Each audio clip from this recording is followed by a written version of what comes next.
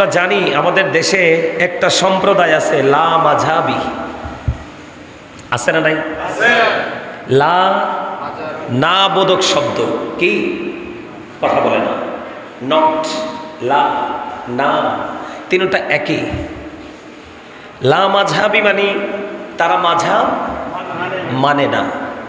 কি করে না? কথা বলেন না কেন? তারা মাযহাব লা দ্বারা কি দাঁড়ায়? অর্থ দাঁড়ায় কি? না। কি?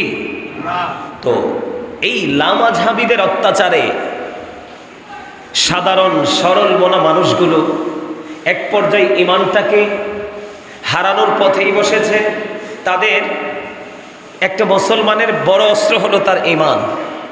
যেমন গাছ, গাছ না হলে কিন্তু আপনার ডালপালা আসে না, ডালপালা না আসলে কিন্তু মুকুল আসে না, আর মুকুল না আসলে কিন্তু ফলের স্বপ্ন দেখা যায়। এক্সাম্পল একেবারে প্র্যাকটিক্যালি, আপনার আমার সবার বাড়ির আঙিনায় কিন্তু আম গাছ আছে, আছে না? কিছু কিছু আম গাছের দিকে তাকালে মনে হয় চোখ জড়িয়ে যায়, আবার কিছু কিছু আম বাগানের দিকে তাকালে অত্যন্ত করুণা হয়। এই গাছটা ফুলে এবং ফলে ভরা, আর আরেকটা পরিপূর্ণ মরা গাছ আছে, ঠিকই ফল নেই, আছে না? ঠিক মাযহাব যারা মানে তারা হলো পরিপূর্ণ, আর যারা মাযহাব মানে না তারা হলো অপূর্ণ। মা কইছে আর মা কইছে, কয় নোয়াখাইলা বাসা আর কি কয় হিতিরা হাদিস হইনতো আরে মানতো আরে না, তাইও কই হেতারা হাদিস হইনতো আরে হেতারা মানতো আরে না। কিল্লাই মানতে আরে না, কারণ হেতে কান দি শোনে কিন্তু মন দি শোনে না। কথা কন না কিল্লাই? আরে ব্যাকি বলেন, ঠিক না ব্যাঠি? হেতে কান দি শুনছে কিন্তু হেতে মন দি হনে নো। কথা কি কইছি বুঝছেন? হুজুর হারারাই তো ওয়াজ করেন, কণ্ঠ সুন্দর, আই হনতে রাজি আছি, কিন্তু হজরের কথা কইেন না। আই হজরের নামাজ পড়তে ইত্যান নাউজুবিল্লাহ বলেন না কেন? এটা আমার মার কাছ থেকে শুনছি, বুঝছেন? আমার মা যে বলতো ছোট থাকতে শুনতাম, সব কিছু কিন্তু আমি মুখস্থ করে রাখছি। এখন ধীরে ধীরে এসে দেখলাম সবগুলো অত্যন্ত গুরুত্বপূর্ণ ভূমিকায় দাঁড়িয়ে যায়। কথা বুঝতে পেরেছেন? মাযহাব মানার দরকার আছে না নাই? কে কে মানতে রাজি আছেন? যার মনে মাযহাব মানার ইচ্ছা নাই হাতে হাত তুলতে হইতো না, কারণ যে হাত তুলছে এমনি আর অন্তরটা একবার নিচের দিকে ডাউন হয়ে রয়েছে। কোন দিকে? মানে আমার কথায় একমত না, এতে হইল মুনাফিক। আর হাত তুললে সব সময় বলি আহলে সুন্নাত ওয়াল জামাতের আকীদা তো টেকসই আকীদা। হাত তুলবে না একবারে এমনি আমার মতো শয়তান মতন থাকলেও যেন একবারে ঝাড়ার লগে ফইরা একবার মাজাটা ভাঙ্গা যায়, হাত নামান।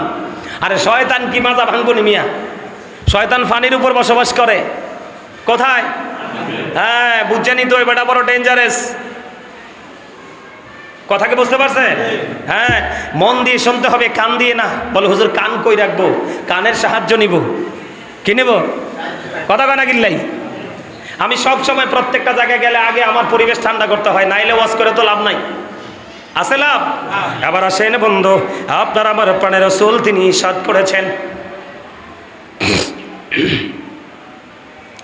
আপনার আমার প্রাণের নবী, দু জাহানের বাদশা নবী, রাহমাতাল লিল আলামিন নবী, তিনি বলেছেন আমার এক একটা সাহাবী এক একটা নক্ষত্র। সুবহানাল্লাহ বলেন না কেন? আমার এক একটা সাহাবী এক একটা নক্ষত্র। আমার কাছে অত্যন্ত দুঃখ লাগলো। ও বন্ধু, লা মাযহাবি যারা আছে তাদের কিন্তু মুখের ব্যালেন্স নাই।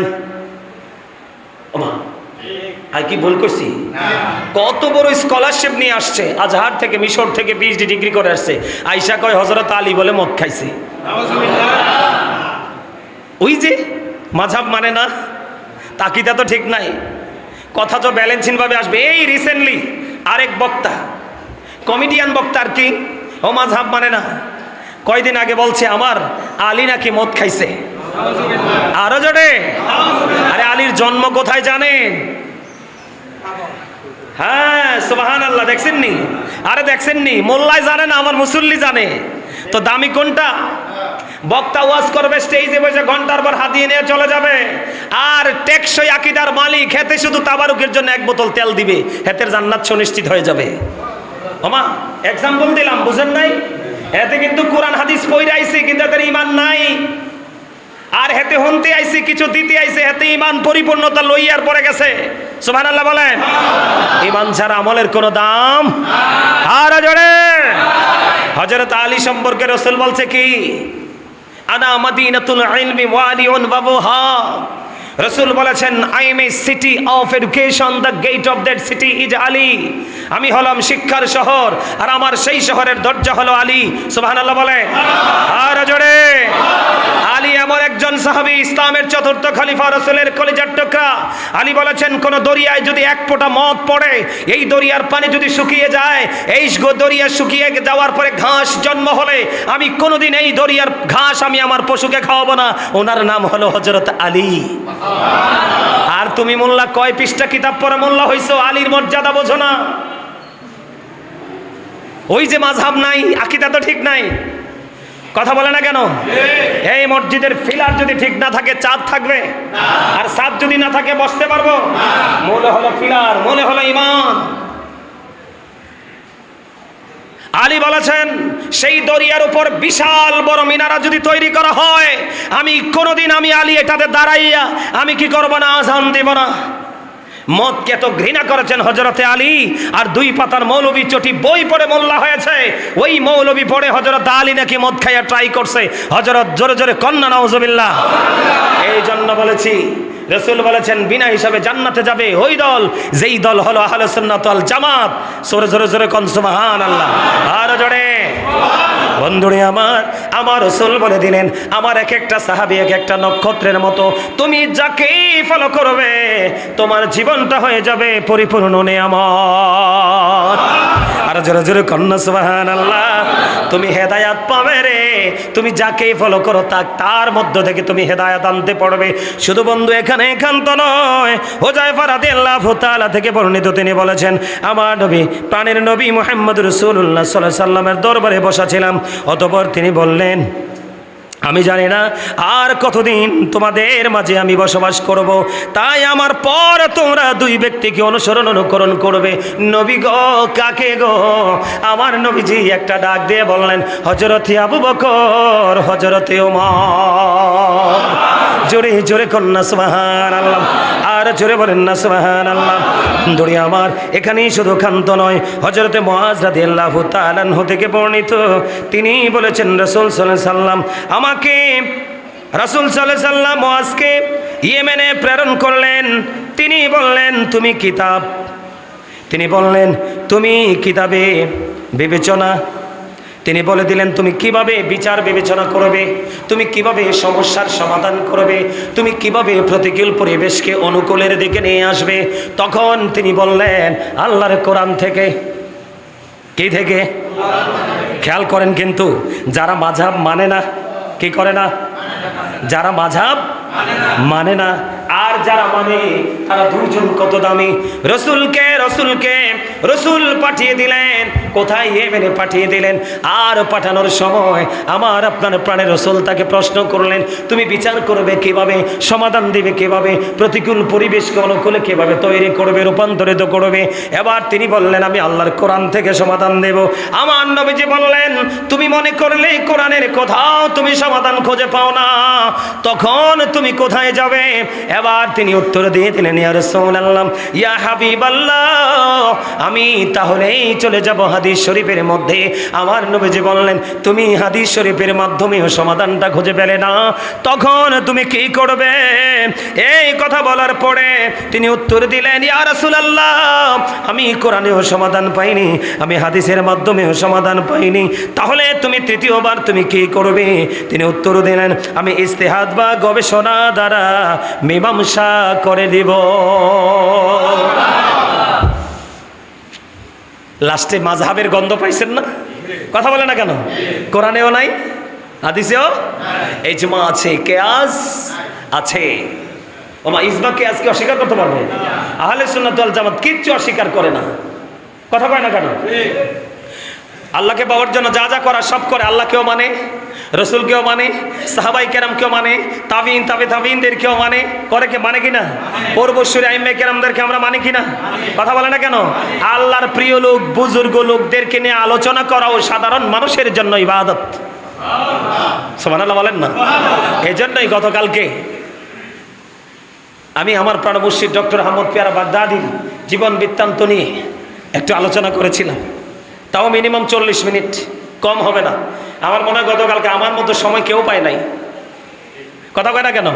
আমি আবার একটু ঘাটতেরা টাইপের। কেমন ঘাটতেরা জানেননি? ওই 5 জন 10 জনে বৈশা মিলাদ পড়ে না, আমি আবার এই মিলাদের পক্ষে নাই। 5 জন হয়েছি তো কি হয়েছে, 10 জন হয়েছি তো কি হয়েছে, একজনকে দেন দায়িত্ব, প্রাণ খুলে সে মিলাদ পড়ো। কথা কয় না কেন? ঠিক না? আরো জোরে।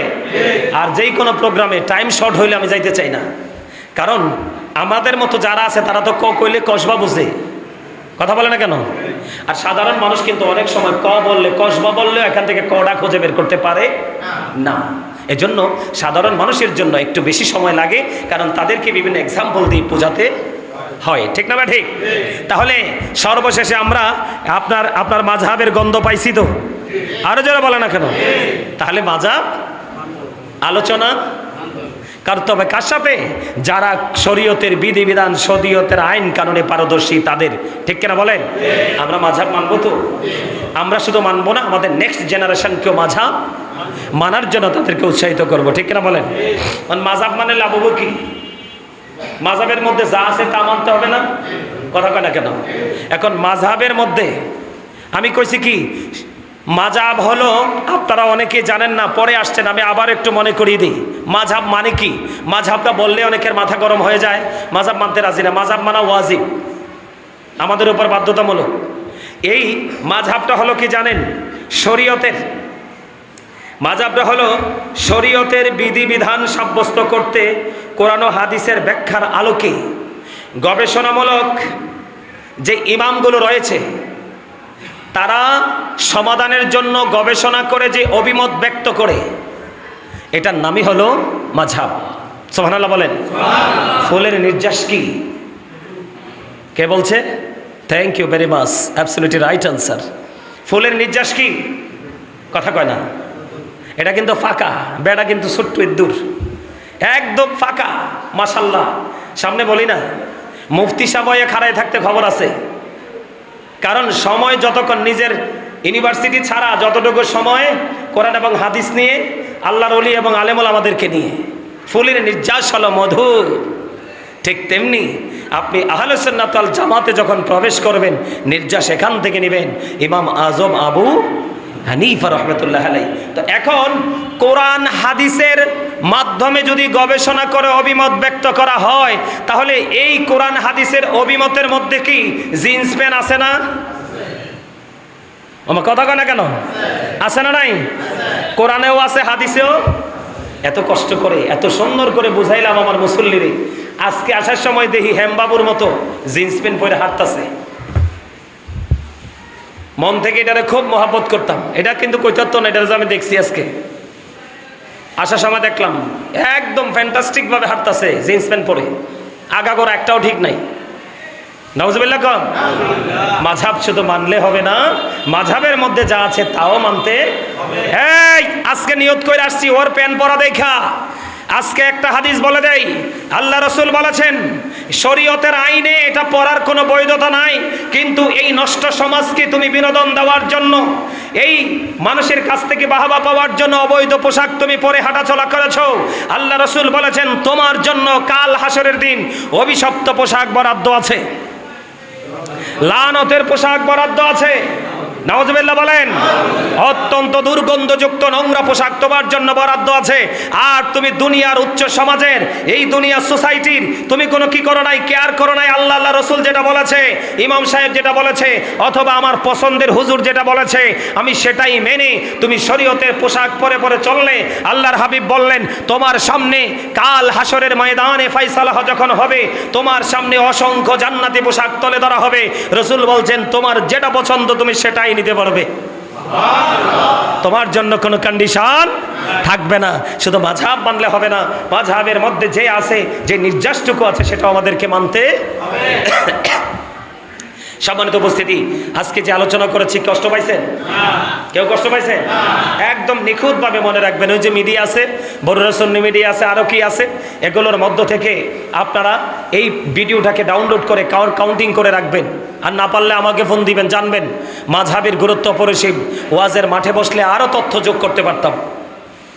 তারপরও তো দেখেন একদম সময় শেষ, বর্ডারে চলে আসছে। তো সম্মানিত উপস্থিতি, আমি আপনাদেরকে বিনীতভাবে অনুরোধ করব, একা একা কোনো সিদ্ধান্ত নেবেন না।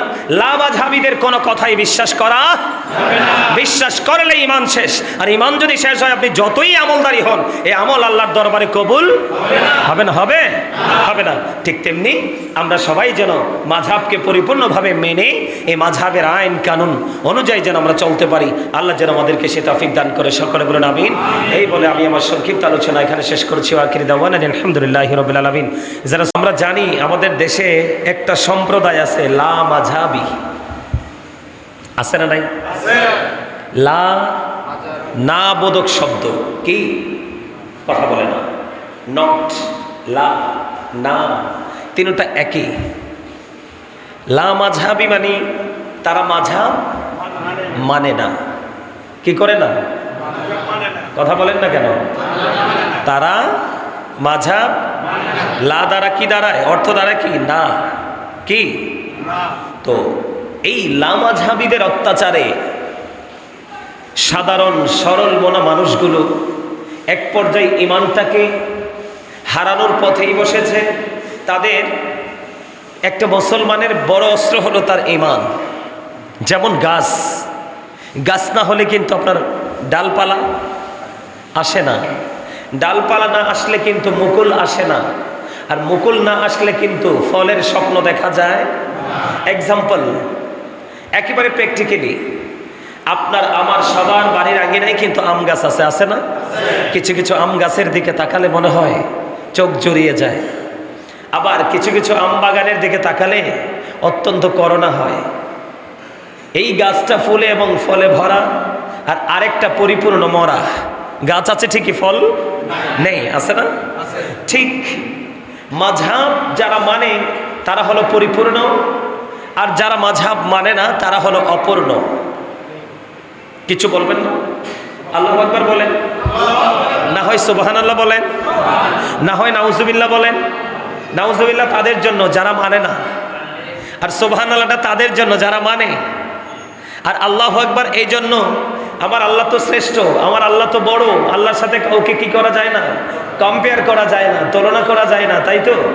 তো আমার আল্লাহ আমাদেরকে এই বিবেকটুকু দিয়েছে, কোনটা মানতে হবে কোনটা মানতে হবে না, অবস্থার উপর ভিত্তি করে আমি আপনি ডিসাইড করতে পারি যে এই মুহূর্তে আমার কি করণীয়। এই জন্য বলি বিবেক এটা মানুষের জীবনে অনেক বেশি প্রয়োজন। এটা এত বেশি প্রয়োজন যেটা কল্পনা করা যায় না। বিবেক হলো আল্লাহর দেওয়া এক নূর, যেই নূরে আপনার প্রশংসা করে বা বর্ণনা করে শেষ করা যায় না। এখন থেকে যত দূর যাবে ততদূর সে তার বিবেকের আলোতে আলোকিত করতে পারবে তার পুরো ফিউচারটাকে। সুবহানাল্লাহ বলেন, আরো জোরে বলেন।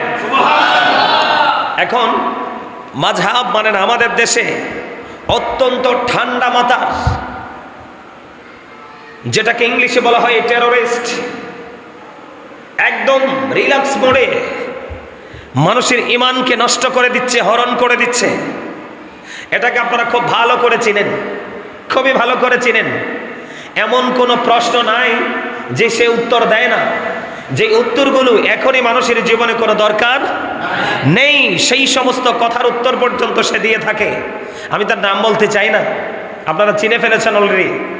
শুধু প্রশ্ন উত্তর, শুধু প্রশ্ন উত্তর, আর মিষ্টি মিষ্টি ভাষা। ভাষার জাদুতে মানুষের ঈমানকে নষ্ট করে দিচ্ছে, মানুষ এটা বুঝতেও পারে না। সম্মানিত উপস্থিতি, তো এই জন্য আমি বলতে চাই আজকে আমি একটু মাযহাব নিয়ে আলোচনা করব। আজকের খুতবার আলোচ্য বিষয় হলো মাযহাব মানা কতটা গুরুত্বপূর্ণ, মাযহাব মানার গুরুত্বটা অপরিসীম কতটুকু, সেটা নিয়ে আমি একটু আলোচনা করব। আগে আমরা জেনে নেই মাযহাব মানিটা কি। মাযহাব বললেই অনেকেই বলে যে না মাযহাবের কি প্রয়োজন। নাও, আপনি মাযহাব মানতে না পারলে আপনি কিন্তু কোনো কুল খুঁজে পাবেন না। পাবেন?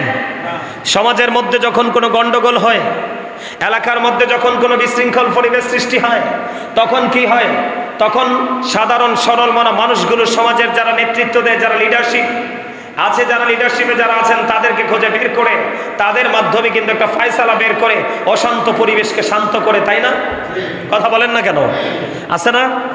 কারো ঘরে যদি কোনো ঝামেলা বাঁধে, তখন এই ঝামেলাকে নির্মূল করার জন্য তার সবচেয়ে প্রিয় আত্মীয়কে সে স্মরণ করে, কয়েকজন আত্মীয়র মাধ্যমে সিক্রেটভাবে সে তার ফ্যামিলির যত সমস্যাকে সব অবসান করে, তাই তো?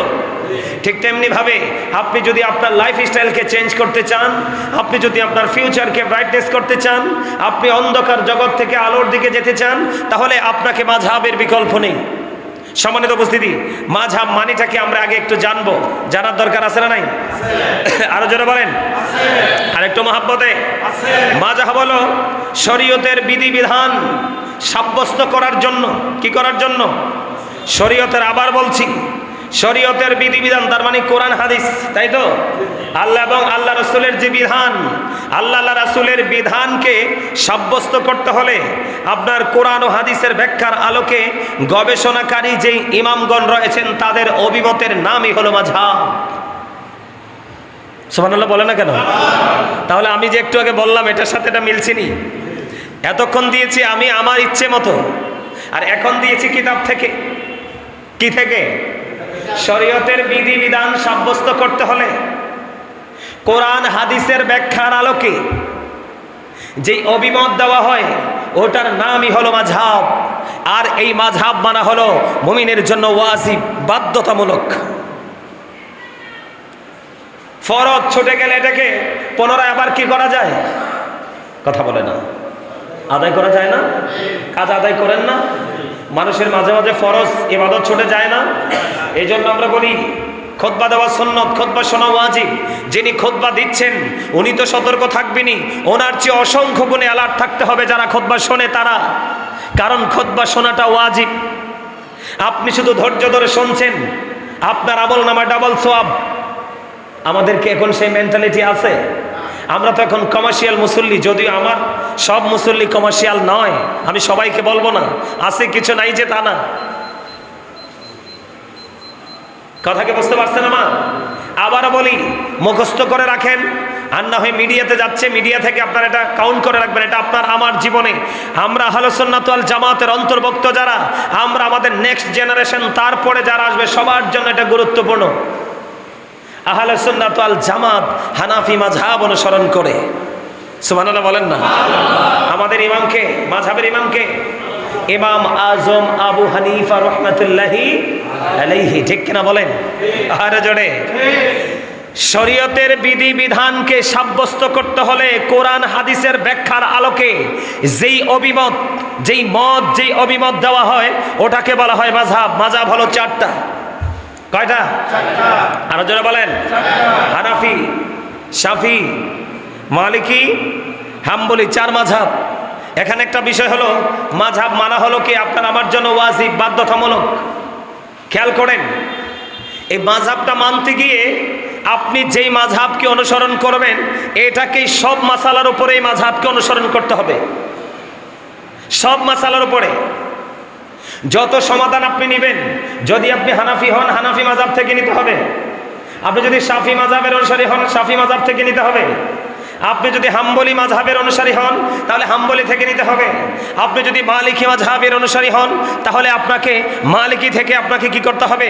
সকল সমস্যার সমাধান, সকল মাসালা আপনাকে এখান থেকে নিতে হবে। আপনি একটা হানাফি, একটা মালিকি, একটা শাফি, একটা হাম্বলি, আপনি এটা করতে পারবেন না। যেটা মানবেন পরিপূর্ণভাবে একটা।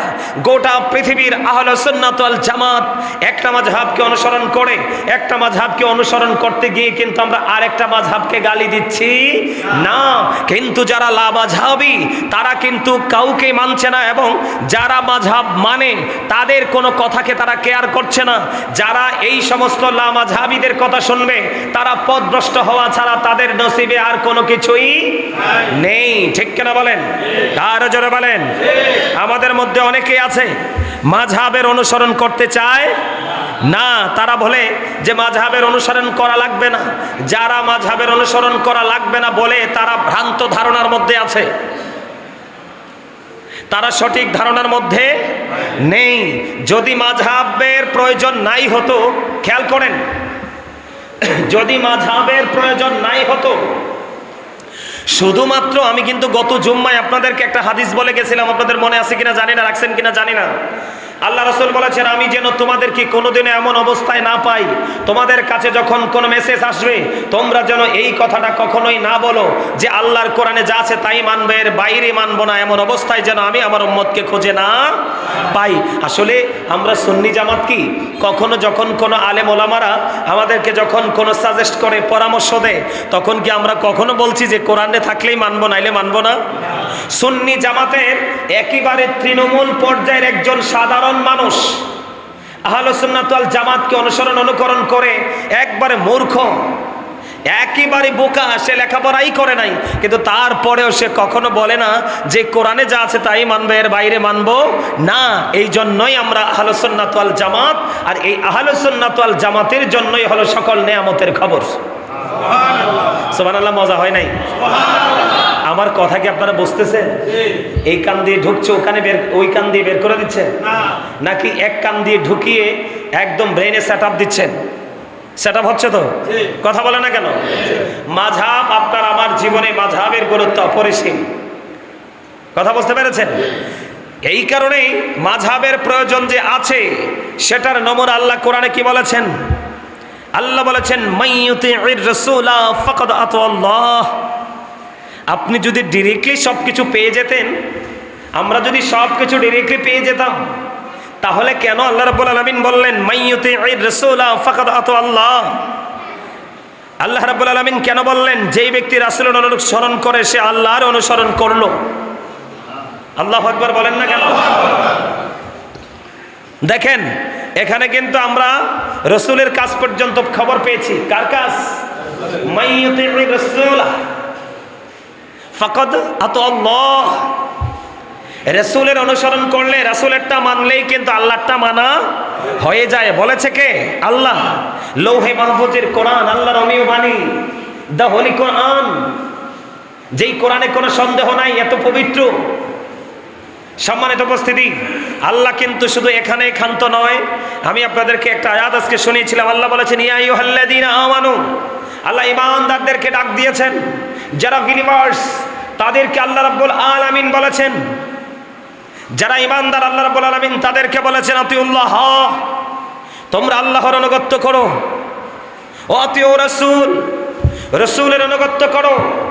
এরপরেরটা হলো আল্লাহর হাবিব বলেছেন, ওয়া উলিল আমরি মিনকুম, তোমাদের মধ্যকার যে উলিল আমর রয়েছে তোমরা তাদের অনুকরণ করো। জোরে জোরে করে একবার আল্লাহু আকবার। আর জোরে বলেন না আল্লাহু আকবার। তোমাদের মধ্যে যে উলিল আমর রয়েছে তোমরা তাদের অনুগত্য করো। উলিল আমর বলতে যারা শরীয়ত, তরিকত, হাকিকত, মারিফতের জ্ঞানের অধিকারী, ওই গুণী গুণান্বিত, তোমরা তারা যেই মাসালা দেয়, তারা যেই সমাধান দেয়, তোমরা সেই সমাধানটাকে মেনে নাও। কারণ আল্লাহ পেতে হলে রসুল লাগবে, আর রসুলকে চিনতে হলে রসুল ওয়ালাদের কাছে যেতে হবে।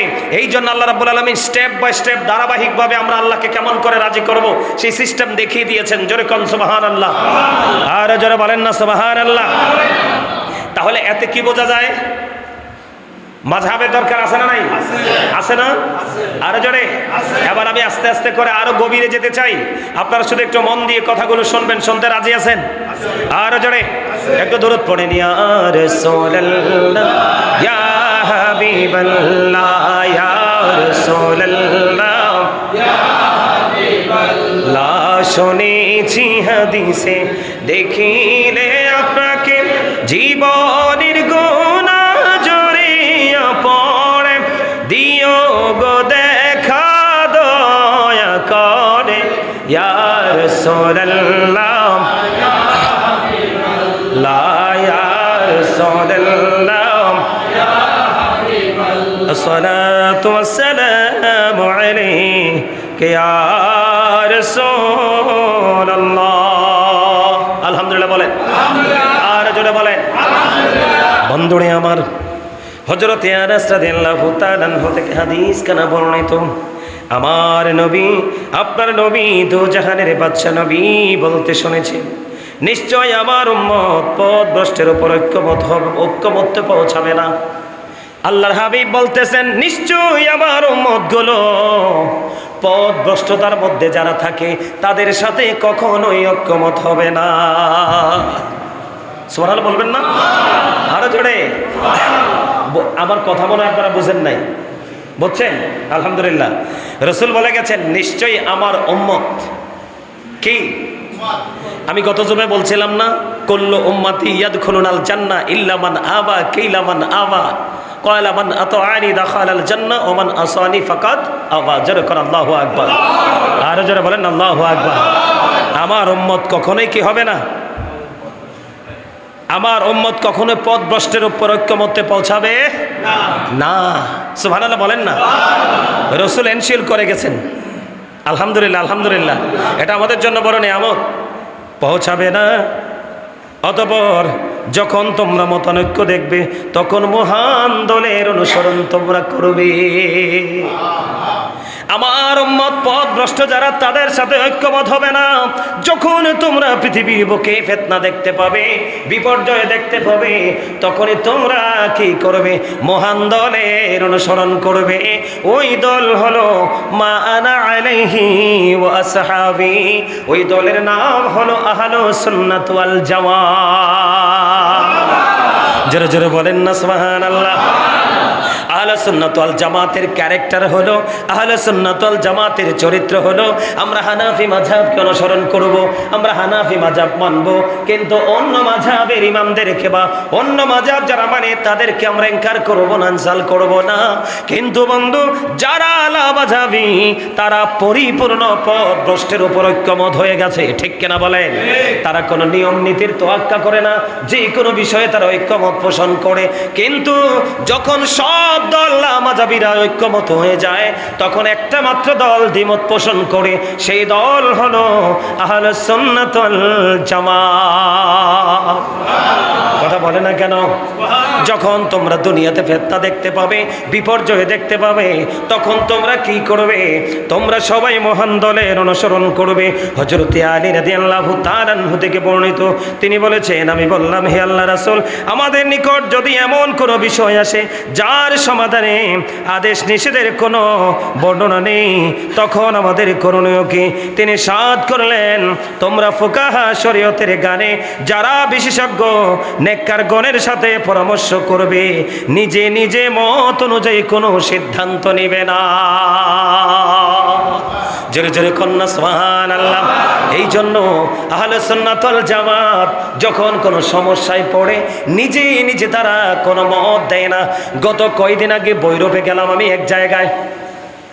ভৈরব যে রেল লাইনটা পার হয়ে একটু সামনে গেলাম, ওখানে যাওয়ার পরে বিশাল দ্বন্দ্ব।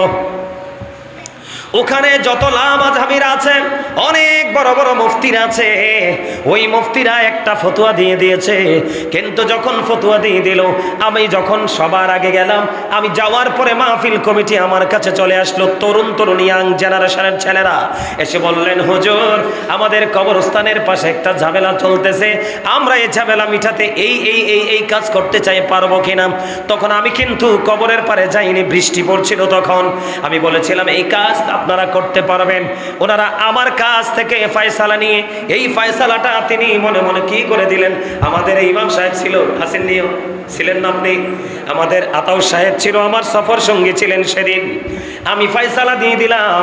ও বন্ধু, সেই দিন এরপরে কিছুক্ষণ পরে ঢুকলো আলাউদ্দিন জিহাদি সাহেব। আমি যখন স্টেজের সাত দিকে যাচ্ছি, তখনই মুফতি আলাউদ্দিন জিহাদি সাহেব ঢুকলেন। উনি আমাকে বললেন, যান, স্টেজে চলে যান। এবার জিহাদি সাহেব কি করলেন? আমি যখন স্টেজে যাচ্ছিলাম তখন কিন্তু বৃষ্টি থেমে গিয়েছিল। তখন জিহাদি সাহেব যখন রুমে গেলেন, ওনার কাছেও তারা এই সমাধান চাইলেন। আমি যেই কথাটা বললাম, ঠিক সেম আলাউদ্দিন জিহাদি সাহেবও সেই সমাধানটা দিয়ে দিলেন।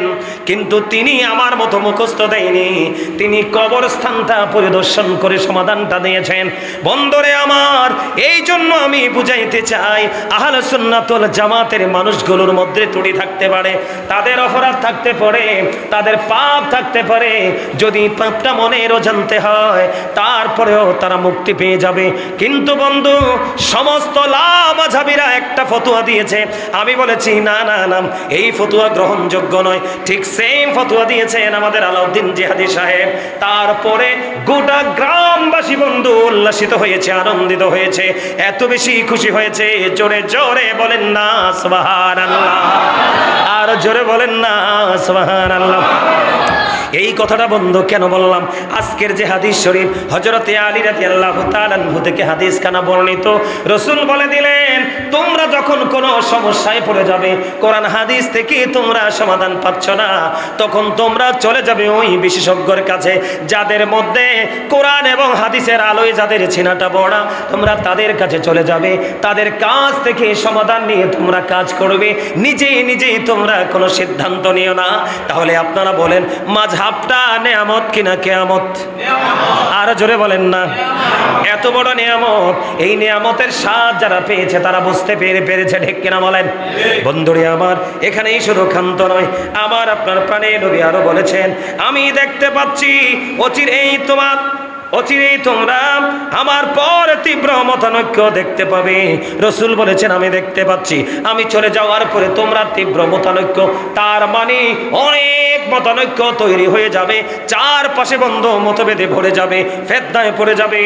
এই ক্ষেত্রে আল্লাহর হাবিব তিনি বলে দিলেন, তাই তোমাদের উপর আবশ্যক হলো আমার সুন্নাত বা নিয়ম নীতি ও সঠিক হেদায়েত প্রাপ্ত খলিফাগণের সুন্নতের অনুসরণ করা। জোরে জোরে কোন সুবহানাল্লাহ।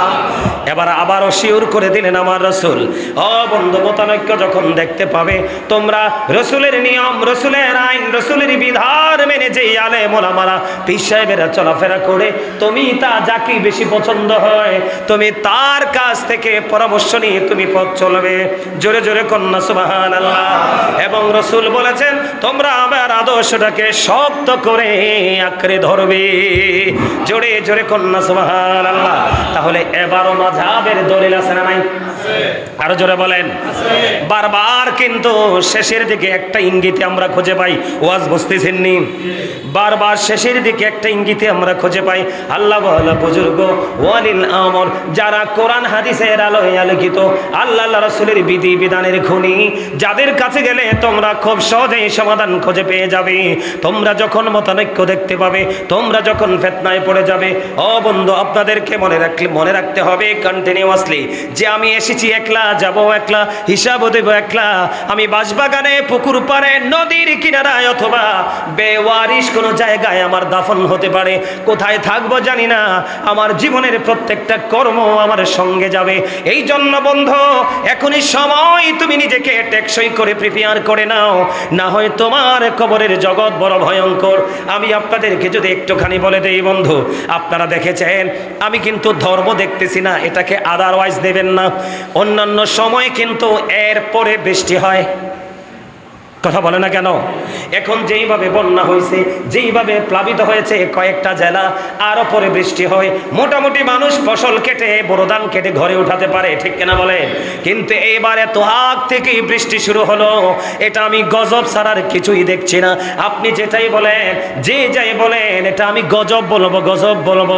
আমি আপনাদেরকে বলে দিতে চাই বন্ধু, একটা কথা সব সময় মনে রাখবেন, আমার আল্লাহ রাব্বুল আলামিন জিবরিলকে পাঠালেন, যাও ইব্রাহিম অমুক অমুক শহর এবং সেই শহরের অধিবাসীদেরকে ধ্বংস করে দাও, উল্টে দাও। জিবরিল চলে গেলেন, ওখানে যাওয়ার পরে দেখতে পেলেন এমন একজন আল্লাহওয়ালা লোক, এমন একজন বুজুর্গ লোক।